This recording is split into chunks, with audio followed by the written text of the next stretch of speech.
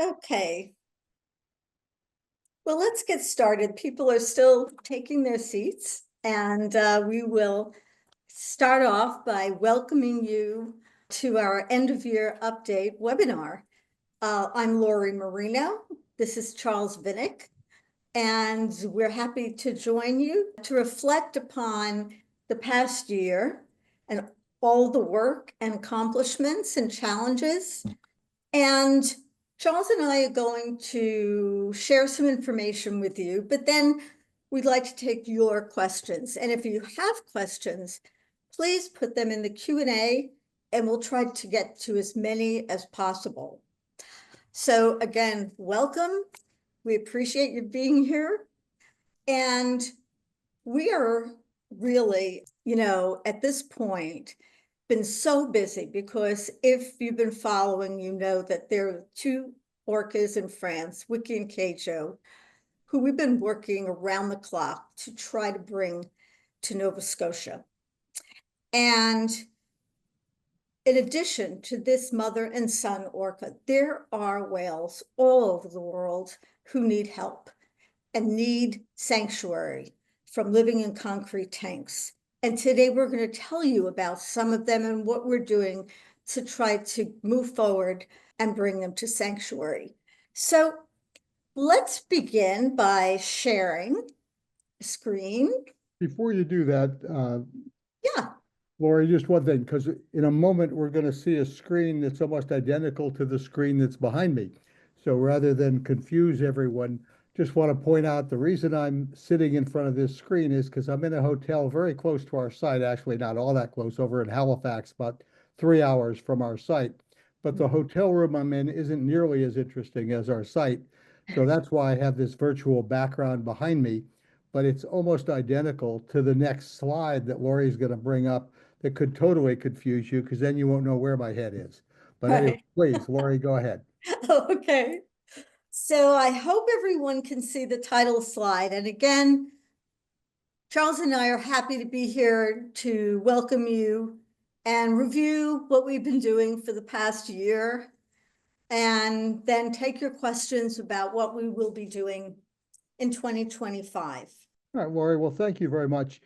And thank all of you for joining us. I know you have lots to do. It's holiday season and the like, but we're grateful for all of your support, for your interest in our work, for joining us in what is a tremendously long and complex endeavor, but one that I think we're getting closer and closer to being able to say that whales are coming to the sanctuary and to the waters you see on the screen in front of you. Throughout this year, we've made some really tremendous strides in that the things we've been talking about in these webinars and in our posts and the like have all come to fruition. We have now submitted all of the reports, all of the environmental assessments, basically everything that is required of us from either the provincial government of Nova Scotia or the federal government of Canada. We now have submitted, and in many cases, the ball is in their court. But more importantly, what they are telling us is that they have everything they need. It's not that we are waiting for permits or the like. What we have is a lease for 201 acres, 80 hectares of water space. And then we have the 30 acres of land that we're purchasing adjacent to the waters. And that lease has a number of conditions that we have to fulfill. And those are these reports, these assessments, the environmental reviews. They include land-based and marine-based risk assessments and management plans. All of that work has been submitted to the various agencies, and they have all responded that they are not waiting for more information from us. There's not more to do, and that we're at the precipice of being able to then physically break ground on the land and begin to do the infrastructure work in the water. So that really is what enables us to say that we're moving forward in every sense of the word. And part of the impetus for that is, as Lori has mentioned, that Wikie and Keijo are on a timeline. And that has required us to modify the plans a bit so we can do a phase one and get phase one ready to accept the whales in the timeline that is necessary for them, while we continue to look to phase two when the full sanctuary would be in place. Obviously, a lot of it depends on all of the work we're doing, all the fundraising we're doing, and the like, but we'll be sharing more and more of this information, the detailed reports that we've been submitting. As the agencies come back to us with confirmation, we'll be sharing more of that in detail with you. So Lori, with that, I think we might go on to the next section. Yeah, let's jump right in, because as Charles mentioned, the most urgent situation now is happening in France. And as you know, a new French law in 2021 decreed a ban on keeping dolphins and whales in captivity for entertainment. And when the French public learned that there were two orcas, Wikie and Keijo, a mother and son, who might be sent to a Japanese aquarium from Marineland Antibes, where they are now, they protested. And in fact, the whole spirit of the decree in 2021 was about the welfare of these animals and the fact that they did not want to see them living in concrete tanks and performing for their supper. So earlier this year, the French government put out a call for expressions of interest, and we provided a 90-page document, proposal, if you will, describing why Wikie and Keijo would lead a good life if they came to a sanctuary in Nova Scotia. And we threw our hat in the ring for them. And the results were very, very positive. And what you see here is in Marineland, you see Wikie and Keijo. They're a mother and son, and they were part of a larger family, but two family members passed away in the past year. So this is a family that has been dwindling in captivity. Two of them are left, and we hope we can get those two to another situation so that they don't go back into a concrete tank. So Charles, I'll let you continue the story. Sure. So as Lori mentioned, we submitted our dossier to the French Inspector General, and then he was charged, or his office was charged, with issuing a report on all of the submissions that were received. Now, this goes back to last April. Our dossier was due on April 30th. The report from the French Inspector General was anticipated to be released by the end of May, and a decision would be made in June. So we sit here in December, and of course that decision has not yet been made. There have been 3 changes in the French government in the interim, and the report was actually finished in July and was submitted to the government in September and published at that time. And in the report, the Inspector General, who we've now come to know a bit because we've had a number of conversations with him, asking where the report is, as well as asking for clarification. But in that report, he recommended that among the options that had been submitted and the different alternatives that were available for Wikie and Keijo, that the sanctuary in Nova Scotia was the best alternative in terms of keeping with the spirit of the French legislation. And so while they're, yes, looking at other alternatives that are not sanctuary, his recommendation was that our sanctuary and the work we outlined we would do to welcome them was the recommendation that he felt best fit what his charge was to evaluate the alternatives.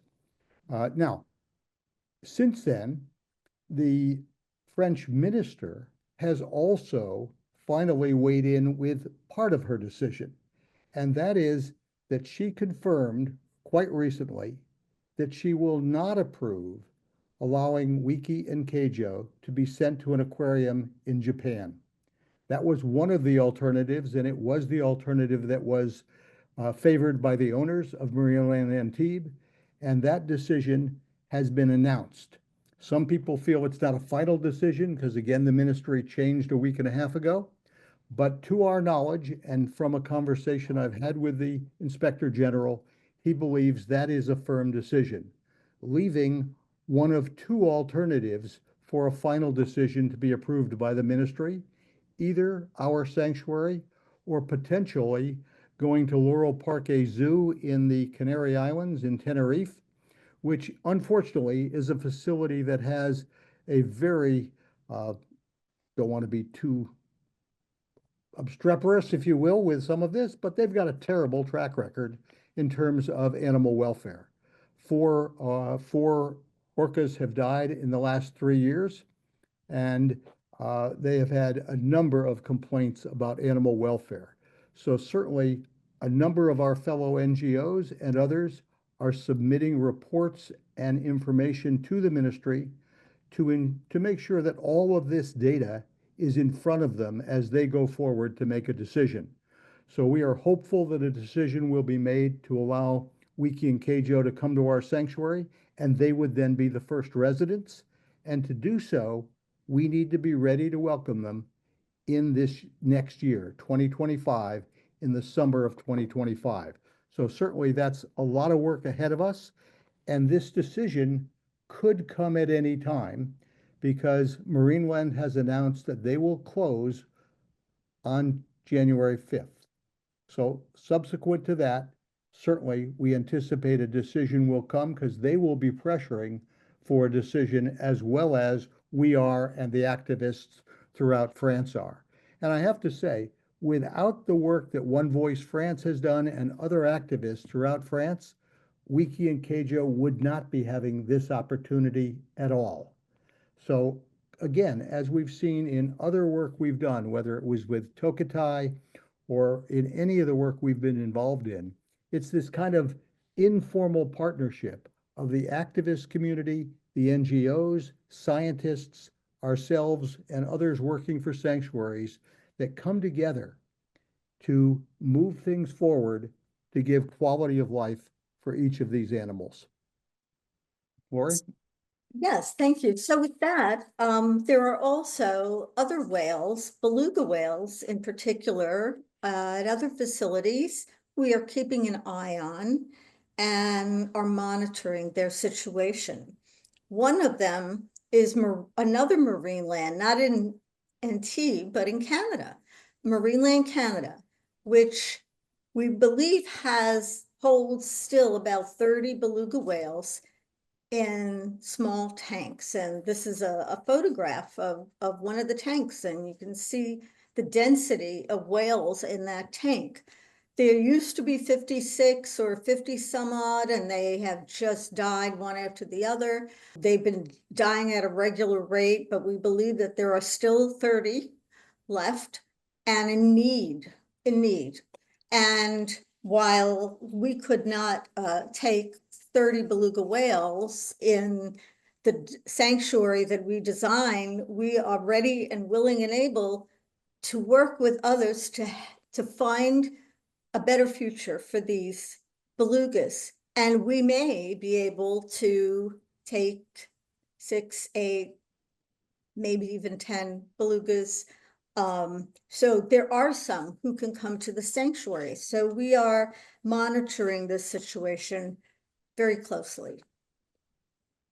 And we have recently signed a letter of intent with an aquarium in South Korea, Latte World. Latte World is an aquarium that holds a young female beluga whale named Bella.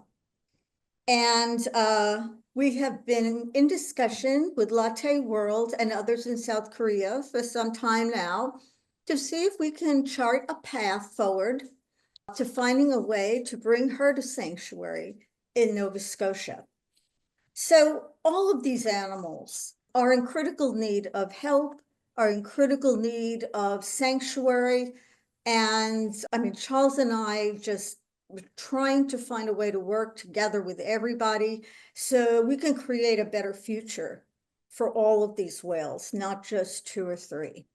And Lori, if I may add to that for just a moment, one of the interesting things about, just contrasting Marineland Canada and Latte World. On the one hand, you have an organization with many animals, has lots of problems, Mhm. and those owners, if you will, the owners of the belugas at Marineland Canada, are not looking to work with us or to work with others to try to bring those animals to sanctuary. Right. And then you contrast that to the owners of Latte World, where there has certainly been government pressure, just as there is government legislation in Canada, but pressure from the government to move animals out of marine parks and out of aquarium. And there the owners are reaching out to us. So you've Mhm. got both of these situations happening in different parts of the world where the collaboration that will happen and is necessary, and sometimes, as it is in Latte World, they're looking and eager to work with us, whereas in other cases, we're trying to find a vehicle that enables collaboration. So there are different strategies and different approaches that we have to take depending on the owners of a facility and the legislation in a given country and the like. So in addition to all the work we usually talk about, there's this kind of diplomatic activity going on behind the scenes that is also equally important and actually is the work that enables animals to be moved in a collaborative and cooperative way. Exactly. Thank you, Charles. So as we go forward, in addition to working on all the environmental reports and the like that I mentioned earlier, we're also in the final stages of doing the design and engineering of all of the infrastructure, all of the land-based facilities and the marine-based facilities that are necessary for a sanctuary. So in that regard, we've been designing, and I think some of you have seen and heard about the bay pen that we're designing as phase one, if we're able to bring Wikie and Keijo to the site in Nova Scotia. That's a very large 400 by 150-foot bay pen, not unlike what we did with Keiko some 25 years ago in Iceland, but far more sophisticated because the technology has changed. And this bay pen would have walkways all the way around it. It's a very sophisticated facility, large enough and deep enough with no bottom so that the animals are able to experience the natural sea floor. And that's a facility they can stay in for some period of time in advance of our installing the perimeter net. So that's what enables us to call that phase one, while phase two will be installing the perimeter net around the full 100 acres of water space. But I have to say, just as your groceries have gone up in price and everything else is up in price over this last 12-month period or more, the latest bids on that bay pen are higher than we'd like. So for the last 4 weeks, the engineers have, under our requirement, been going through what's called value engineering to look at every way to bring those costs down. So that's precisely what we're doing in that area. Now, simultaneously today, Alexandra Vance, our project manager, and I were meeting with the architectural firm here in Halifax that's been designing the shoreside buildings. And now we think of architects and buildings, these are not edifices of architectural design. We keep saying we want fishing buildings, basically, want them to look like what our site is, but more importantly, very functional buildings that can be efficient and efficiently built and efficiently priced. So that's the work that was even going on today. And we're looking at doing that in phases as well. So a large building that has our marine operations, our net lofts, all the dive lockers, all the work for the hands-on work in the bay and adjacent to the bay, that building could be constructed first and be able to accommodate all of the work we need to do, but in tight quarters and with some ancillary buildings while we wait and build the administration and animal care staff building at phase two. Now, if all of that needed to be done more quickly and the pricing comes in too high, then we go to temporary trailers in phase one, not unlike the trailers we used in Miami at Miami Seaquarium to be able to handle tokatai. So all of this is the work that we're doing now to figure out how to move forward actively, aggressively, but also efficiently with dollars and with the work that needs to get done. And these are the elements that have to be in place. And there have been already, as I scan some of the questions about fundraising and the like, this is the work that we need to do uh, for the fundraising that's necessary. We do not have all the funds today. We have received over almost 2,700 donations from our supporters throughout this year, and those take different forms. Some of them are seven-figure gifts, others of $1 million or more. As you've heard, we do have a commitment for $5 million from one of our longstanding donors. Others are giving $1,500 a month. Others are $5, $10, $12, $15 a month. All of it is critically important. As we go forward in these months right now, as we're trying to be sure we can welcome Wikie and Keijo in the time frame that's necessary for them for next summer, we are very much focused on the large donations because they are necessary for the capital expenditures we have to make. So a number of meetings that I've been in, Lori's been in, others of our team are in all the time, are meeting with individuals who are truly able to make major contributions to the capital campaign. So we're still working on that. And today we do not have all the funds that are necessary, but I will say we're making tremendous progress. And there are a number of people we're meeting with even during this holiday season that I think can bring some of those major donations to us, while all of the donations are critically important and frankly, keep us moving forward and enable us to do the work we've just described. All of the work for the design, development, all of that has been paid for by your donations. And so we're grateful. We will always be grateful, and we continue to need your support in every way. Thank you, Charles. Why don't I stop share so that we can get to some people's questions. There was one person whose question I'd like to get to now beforehand, someone who wrote in earlier, asking about temperature and water temperature and whether or not the temperature of the water in Nova Scotia will be too cold for Wikie and Keijo. Now, there was some confusion about whether orcas lose their ability to grow more blubber once they're in captivity, but there doesn't seem to be any evidence for that. So they do grow blubber. They will put on weight, plenty of weight, as long as they're not malnourished and they're fed well. So they will adapt. One of the things that we're doing is planning to bring Wikie and Keijo, if we have the privilege, of bringing them in the summer months next year, which gives them an opportunity to spend a lot of time acclimating to increasingly colder temperatures as the winter months come in. And also just wanted to say that, we chose this site because it is very much, in the envelope of what is comfortable for orcas and belugas. So we think that they will adapt, we will help them do that, and we don't anticipate tremendous problems with that. And one thing I might add to that, just from an experiential basis, Keiko was living in a tank in Mexico City that had warm water and all kinds of issues with it. And he had a number of medical issues at the time living in Mexico City. But in his transition initially to a specially built tank in Oregon and then to Iceland, over that period of time, he gained 2,000 pounds in weight and he grew another 8 inches in length. So he was adapting to that environment.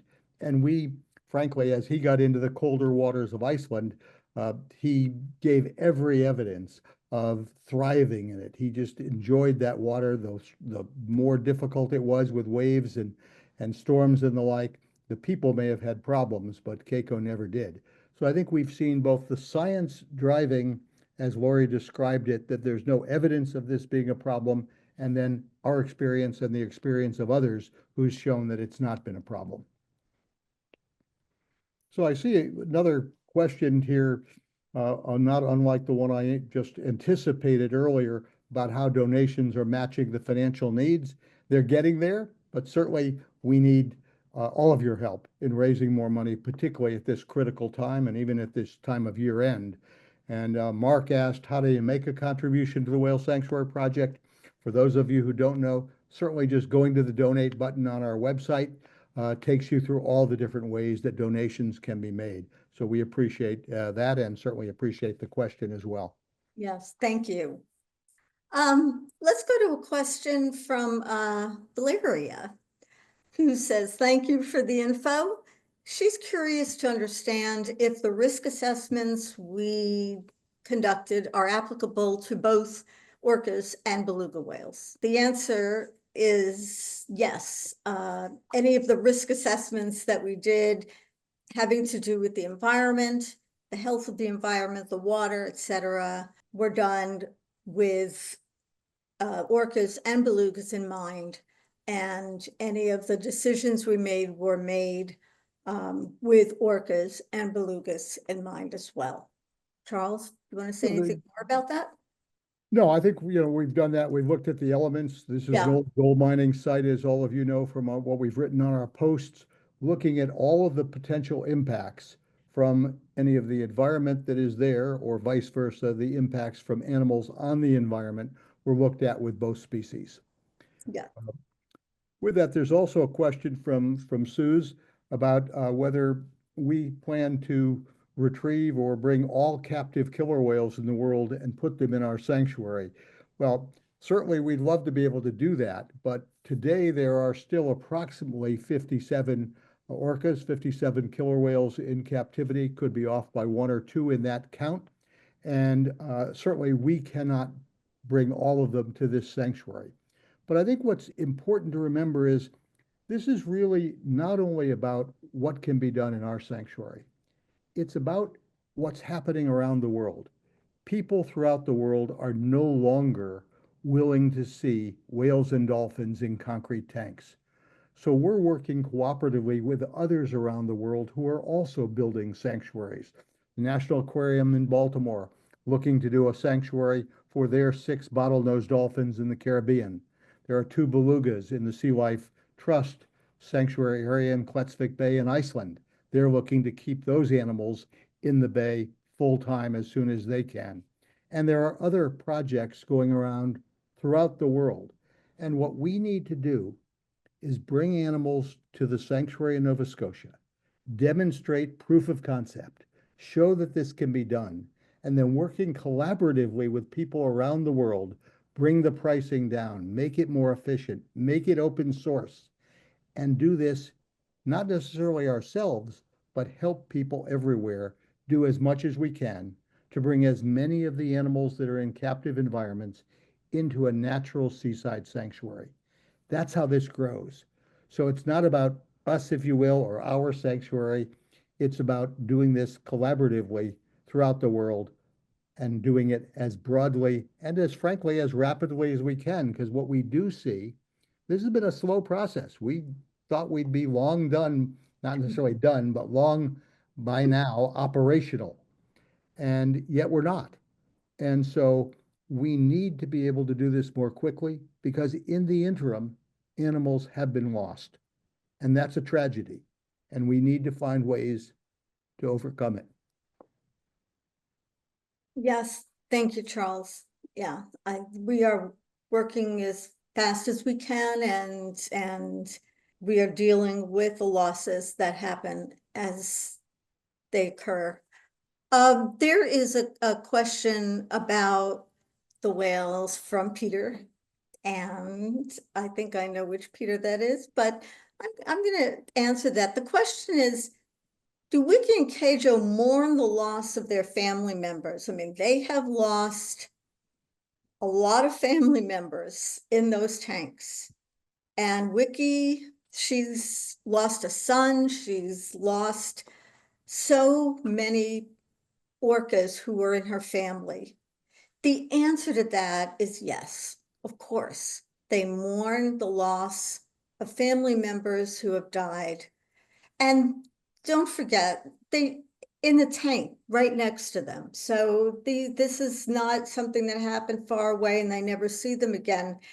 They see them get sick and die and have to cope with that and the stress of that. And we know orcas in the wild as well grieve and mourn. So these are highly intelligent, very emotionally bonded animals, not unlike us. And yes, they do mourn and miss those who have gone, Yeah. I think the more we learn about these animals, frankly, one part of that is the more we have to learn, but also the more we learn that many of the emotional ways we communicate with one another, the way we interact with one another, are not dissimilar to how they do. It is a culture, and we all have cultures. They're different, they're not all the same. But we do see more and more through the science and through observation that these animals interact with one another in many of the same family ways that humans do. And the more we learn, and now there are all kinds of experiments going on to try to understand language and the like. Maybe we'll learn more about how that actually is for them. But certainly, all the observation and all the science suggests that they have a culture that is, if anything, more complex than our own and more interdependent upon one another, recognizing that than we are. Mm-hmm. Also, a question that's just been asked is, how will the whales, I'm paraphrasing a bit, but how will they live in the sanctuary and what will you be doing to care for them in the sanctuary and how does that all work? So let me explain a bit about it. These are animals that certainly have been dependent on human care for, in many cases, all of their lives or the great majority of their lives. Most of the animals today, dolphins, and certainly beluga whales, have been born in captivity. So they live their whole lives under human care. They don't know how to hunt for food. And more importantly, even in a sanctuary as large as ours, there is not enough food naturally for them to catch if they knew how. So they will be fed in much the same ways they've been fed before. So in most cases, for orcas, this has been frozen salmon, frozen herring, frozen capelin. We will still continue to thaw frozen food, buy human quality food, and provide that to them. Now, they'll also have an opportunity to interact with the natural animals that are in the environment. There will be fish. They may opportunistically hunt for them and learn to do so. And we will not discourage that in any way. It's part of what they're there for, is to experience everything in the bay. But they will have the full amount of care that they've had anywhere, veterinary care, animal care staff, as well as being fed, provided medication, anything they need. But they get everything else that a sanctuary can provide as well in terms of interaction with the environment and really learning to have choice in how they spend their time. So we believe this is the best of both worlds, but it is not the case that we can say they're being released into the environment. They will still have our care in every way. Now, they do get supplements. The question also asked, do they get supplements? Animals in captivity, unfortunately, have been fed tremendous numbers of supplements, vitamins, as well as other things. How much of that they truly need is a question among the veterinarians and among animal care people. And certainly, over time, one looks to reduce that as much as possible and even eliminate it. But that's work that has to be done observationally and with the veterinarians on staff to be sure we understand exactly what we're doing and understanding what have been their diets where they are so that you don't make abrupt changes in anything. And that's partly also like why you'd like their animal care team to come with them to sanctuary, because those are individuals that they have come to depend on, that they trust, and similarly, who trust them. And therefore, you want to do as little change as possible as you're making the big environmental changes for them. There are a couple of questions here that maybe we could take together about Marineland Canada. One is, how is it that it's legal to keep so many whales in a tank like that? And is it legal? Yes, it is legal. When the bill S-203 went into effect in 2019, it grandfathered in any existing captive dolphins and whales. Marineland, as I mentioned, had way more than they currently have, but they were allowed legally to keep their whales in wherever they were. And remember, they also had Kiska, who passed away last year. But to answer another question, no, they are not breeding, as far as we know. They are forbidden from breeding by the bill S-203. But there were so many to begin with that there's still many, many to go. So we think there are still around 30. What will be the total capacity of the sanctuary when it's fully completed? It depends upon the composition, right? We are trying to take, if we are able to give a home to Wikie and Keijo, we could accommodate 6 to 8 beluga whales in addition to that. If there are any other orcas who become candidates, we would have to see about that. But there is a limit. There's a carrying capacity to the site. One, so that we make sure the animals, the whales, the residents have enough room. And two, in order to keep the environment clean with the flushing rate of the water and the number of whales that are in that area. So there is a limit to what we can take, and we will try to take as many as we can within that limit. So one of the questions that is, and I think we can easily have glossed over it in answering questions about belugas and orcas, is how will you handle both species is the fundamental part of the question. And certainly the species will not be mixed. We have enough space to segment it so that orcas could be in one section, belugas could be in another. So that the animals would not be living together as two species, but rather separate, but within the same environment. So that 100 acres is a tremendous space for the more than 150 times larger than any tank anywhere in the world. So in that sense, certainly there's enough room to do that. And as Lori said, we'd be segmenting them. And then the carrying capacity of the environment is different by the makeup of the species. But roughly the numbers Lori has mentioned are the numbers that we would have. There's also a question about our charitable status in Canada. So in the US, we are a nonprofit organization, and they don't make a distinction in the US between nonprofit and charitable.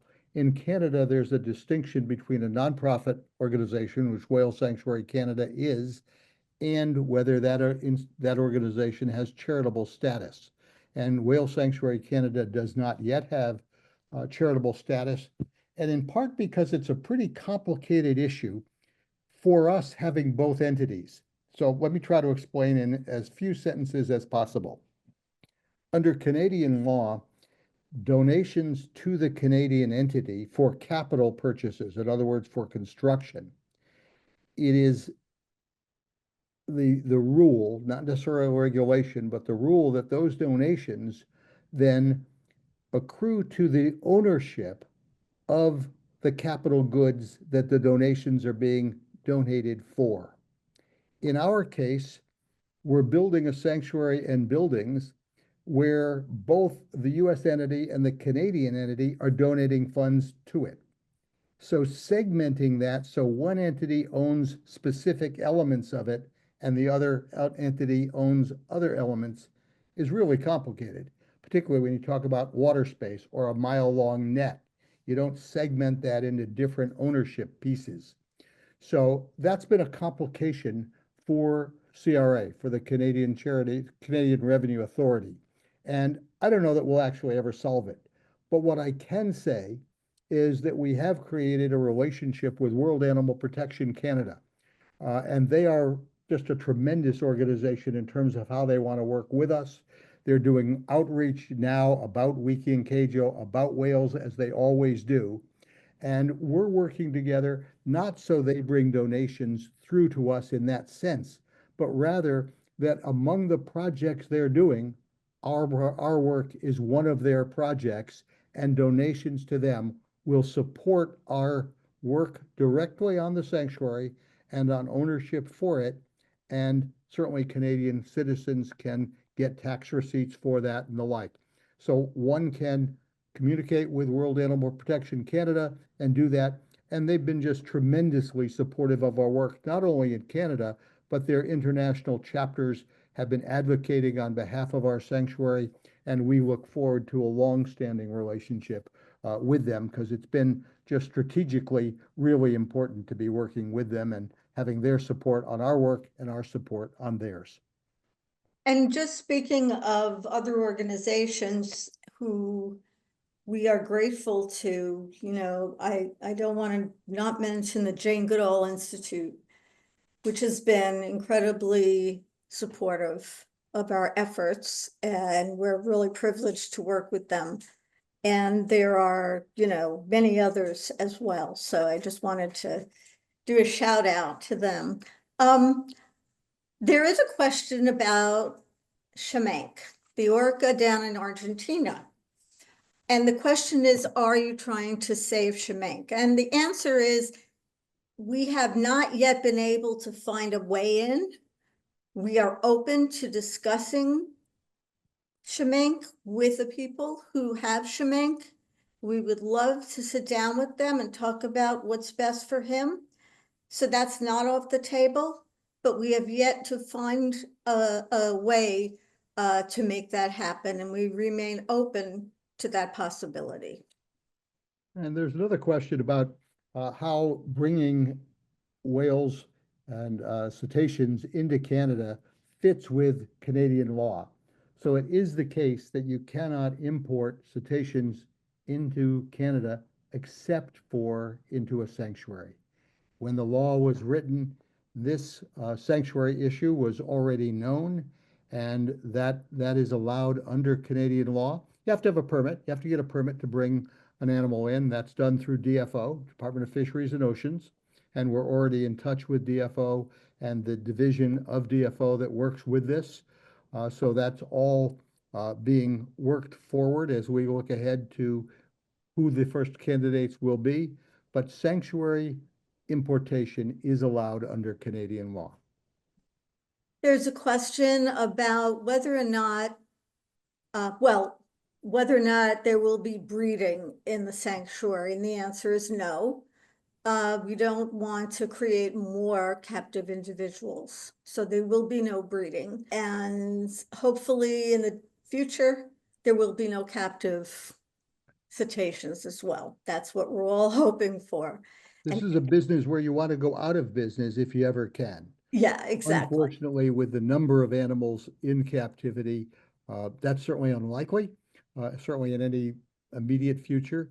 But that's the goal. The goal of this is not to have animals in captivity, and sanctuaries are a far better life in every way for them, but it is still captivity. And Right. therefore, the objective is to not have a need for this kind of support. But certainly at the moment, there's a tremendous need, and we need to do everything we can to fulfill it.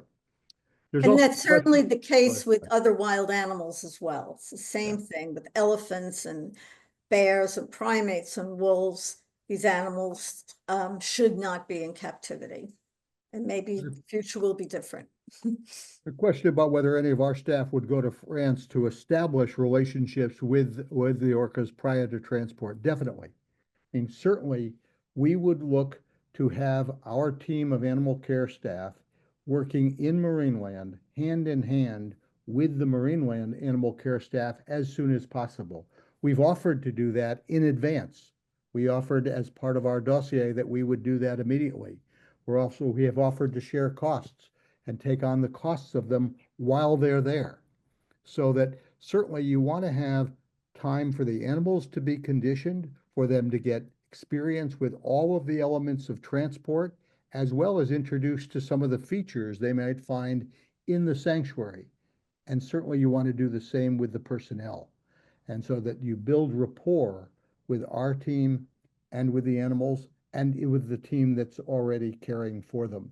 So the more collaboration there can be, the more cooperation there can be, the stronger and the easier this works. And frankly, we look forward to that kind of relationship with every entity, not just Marineland Canada, Marineland Antibes, but certainly also with Marineland Canada if we had that opportunity. Certainly, we're already discussing that with the South Koreans who hold Bella in Latte World. There's a question here about whether the French government's decision hinges upon our ability to show that we have the funding to complete the sanctuary. Would you like to take that, Charles? I think there's no question that even the time that it is taking to make the decision is fundamentally related to our ability to demonstrate that we can be ready in time. And readiness means having the funds to build phase one, and not only phase one, but have a clear path to phase two. It's not the case that you take animals for phase one, which is a bay pen or a smaller environment, without knowing that you're going to be able to complete the full sanctuary. Because the full sanctuary is what we're talking about. There are ways to do it in steps and in phases, however you want to describe them, but we have to have the clear path financially to know through firm commitments that we're going to be able to do the whole thing in order to take them. But most importantly right now, we need to be able to demonstrate that we have the funds in place to be ready to do the work to welcome them next summer. What does that mean? It means roughly spending $1.5 million a month between now and mid next summer. Those are the real numbers. We have some of those funds. We're ready to roll. We're spending money like that now on a daily basis, but we need to be able to continue to do that at that pace to welcome these whales. And that's the discussion we're having with the authorities in France with that. And ethically, we don't move forward without being able to do so. This isn't something you do anticipating that it will work, because there are lives at stake.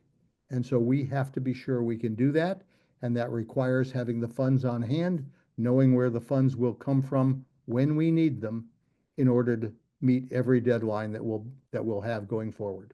Can we speak a little bit about what made Nova Scotia the right choice for the sanctuary?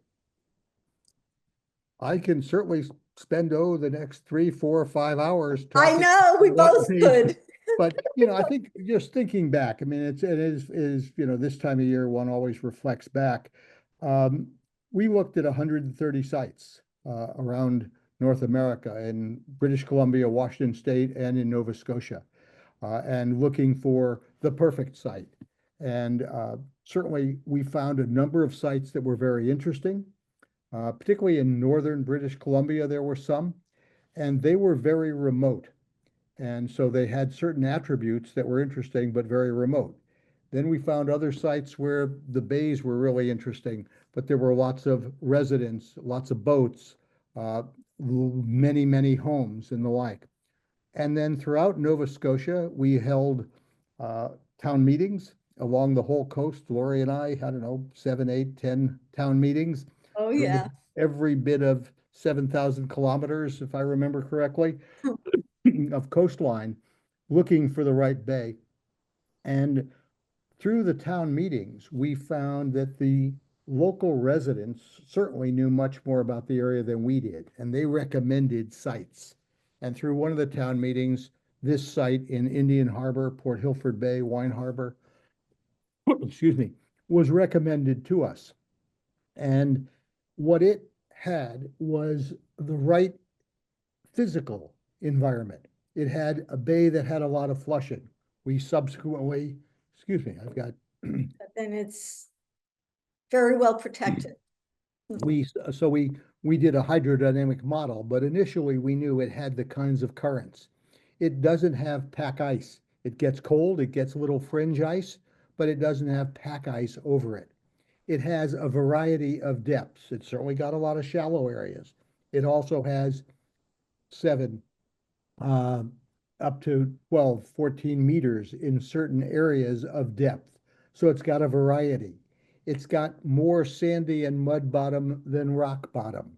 So all of these were physical attributes that made a lot of sense. In addition, there was land available adjacent to it that we could purchase for our land facilities. And then we had primarily a community that truly welcomed us, has continued to be interested in what we're doing. And as we opened the visitor center and refurbished that facility with Amy Simon running it and others helping, a tremendous group of volunteers there, that has also become an integral part of the community to continue to help our engagement with them as we go forward looking to work together. So we had a lot of physical attributes that met our criteria, as well as an environment and a social environment that made sense for the whales. And in contrast to the areas that are really remote, as I say, in northern British Columbia and the like, this is a community where people can come or already be and have careers. There are schools. There's the way people can see the opportunity to work in a sanctuary as being a career and not a temporary job as it was for everyone when we were in Iceland with Keijo. So that's also part and parcel of how we create a business, although a nonprofit business, but still a business that can go forward for the lives of these animals and care for them effectively. There's a question about how to transport whales from the Halifax airport to the site and how would you Very, very carefully. No, it's similar, and whales have been transported before. So the transport box, if you will, which is a box in which there's water, and the cradle that the whale is in is suspended in that box.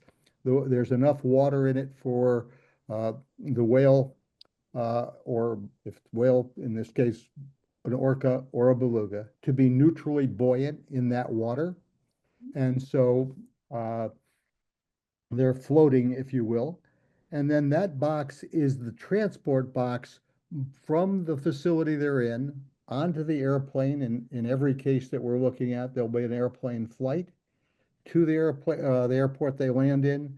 Then that box goes onto a flatbed truck, and the box continues, in this case, would make the road trip from Halifax to the sanctuary site. And that would be, a truck route of roughly 3+ hours.